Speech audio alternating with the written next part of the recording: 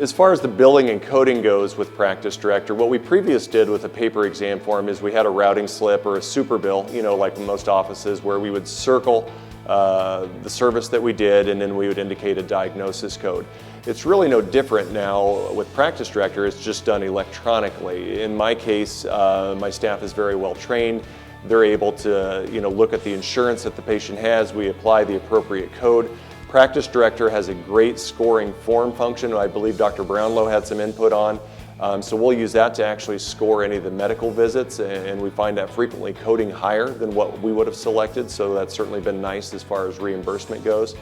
And then that all just transfers directly out front, right to the front desk team as they're checking the patient out. So all that information just moves nicely without having somebody to re-enter that information. Practice Director, has got things streamlined as far as drop-down boxes, and you can load normal exams and pull from history, and it all makes that, very simple to do.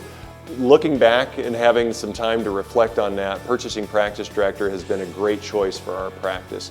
It's really allowed us to streamline things. It gives us a very technology-forward image, when our patients come in. We do see a lot of disease. It's not uncommon to see macular degeneration, glaucoma, cataracts, dry eye, foreign body removal all in one day, along with our other eye exams that's scheduled in routinely.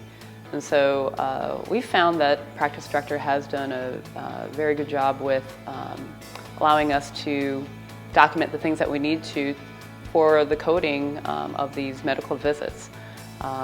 There's a button at the bottom of the screen that will help us to score a form. Allows us to not only not overscore but not underscore either, and actually get paid what we're supposed to be getting paid for doing the work that we've done. And so that's very important. There's certain areas in the EHR that allows us to have documents scanned in. There's areas where for different testing, if we have a diabetic retinopathy patient that we might think has macular edema, there's an area there that allows us to write down the reason for why we're doing the test, the results of that test, when you're going to bring them back. And so the different components that insurance companies are looking for, Practice Director does do a good job with that aspect. We've been happy with that.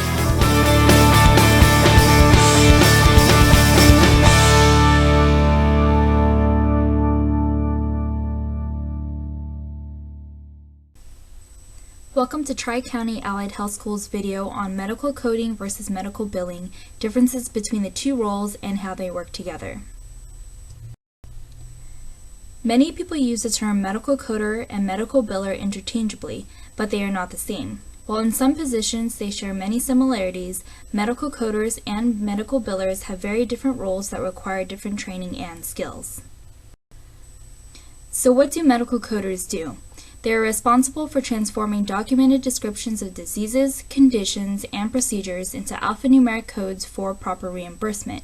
They must have knowledge of medical terminology, anatomy and physiology, pathophysiology, pharmacology, reimbursement methodologies, and ICD-9 and CPT coding.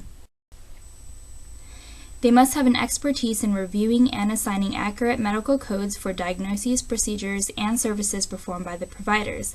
They must also have the knowledge of medical coding guidelines and regulations, including compliance and reimbursement.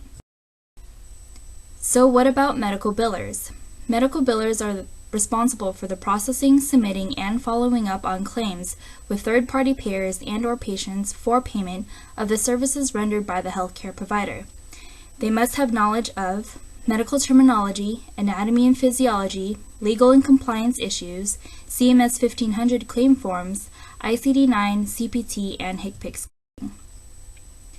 Medical billers must also understand the different types of health insurance plans, applying payer policies, including local and national coverage determinations for successful claim submission, basic knowledge of coding guidelines, navigating the varying rules and regulations of the healthcare industry, and must have an expertise in effective claim and patient follow-up and denial resolution. So how do medical coders and medical billers work together? When a patient visits a healthcare provider, the doctor writes down a formula known as SOAP, S-O-A-P, Subjective Objective Assessment and Plan. This notes symptoms, diagnoses, and treatments in the patient's chart. The medical record is then sent over to the medical coder. It is the medical coder's responsibility to review the chart and translate the provider's documentation into ICD-9 and CPT codes according to specific coding guidelines. Once the coder has completed coding a patient's chart, all those codes are entered onto what's known as a super bill or patient encounter form and passes it along to the medical biller. The medical biller takes the information from the super bill and enters it into the medical practice software. The data is recorded onto a CMS 1500 or UBO form and is sent to the patient's insurer manually by mail or electronically. After the form has been submitted, the medical biller follows up on any claim to make sure that it is paid. If a claim is rejected, they have to find out why and take the necessary steps to solve the issue. Therefore, medical billers spend a lot of time interacting with the insurance companies and patients. A lot of the times, a claim can also be denied because the medical coder did not code to the highest level of specificity. The chart is then sent back to the medical coder to be recoded, and the process starts all over again. Thank you for watching the video, and for more information and other videos, please visit us at www.tricountyally.com or call us at 951-479-4775.